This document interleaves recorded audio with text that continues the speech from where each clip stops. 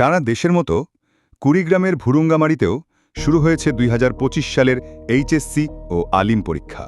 ভুরুঙ্গামারী সরকারি কলেজ, মহিলা degree college এবং ফাজিল ডিগ্রি মাদ্রাসা কেন্দ্র ঘুরে দেখা গেছে পরীক্ষার পরিবেশ ছিল একেবারে সুশৃঙ্খল, নিরাপদ এবং প্রশ্ন ফাঁসমুক্ত। প্রশাসনের কড়া নজরদারিতে পরীক্ষা কেন্দ্রে পরীক্ষার্থী ছাড়া কাউকে প্রবেশ করতে দেওয়া হয়নি।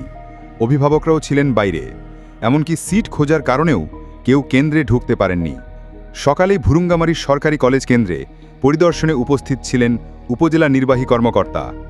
অন্যদিকে মহিলা কলেজ কেন্দ্রে দায়িত্ব পালন করেন নির্বাহী ম্যাজিস্ট্রেট, যিনি সার্বক্ষণিক পরিস্থিতি পর্যবেক্ষণে ছিলেন সচেতন ও তৎপর। এদিকে পরীক্ষার্থীদের সহযোগিতায় মানবিক উদ্যোগ নিয়েছে বিভিন্ন ছাত্র সংগঠন।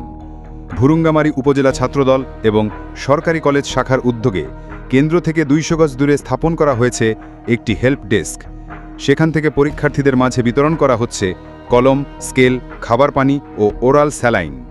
ছাত্রদলের ভুরুঙ্গামারী উপজেলা শাখার আহ্বায়ক মিজানুর রহমান মিন্টু এবং সদস্য সচিব মাইদুল ইসলাম জানান, বিএনপির ভারপ্রাপ্ত চেয়ারম্যান তারেক রহমানের নির্দেশেই এই মানবিক সহযোগিতায় নেমেছি।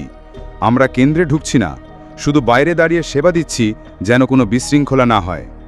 শুধু ছাত্রদল নয়, ইসলামী ছাত্র শিবিরের ভুরুঙ্গামারী উপজেলা শাখাও রয়েছে সক্রিয়।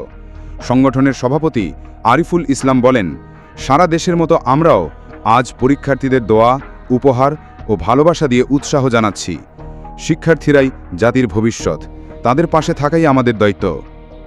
প্রশাসনের কৌশলী পদক্ষেপ, শিক্ষকদের আন্তরিক তদারকি এবং ছাত্র সংগঠনগুলির মানবিক ভূমিকা সব মিলিয়ে 2025 সালের এইচএসসি ও আলিম পরীক্ষার প্রথম দিনটি ভুরুঙ্গামারীতে ছিল প্রশংসনীয় ও অনুকরণীয়।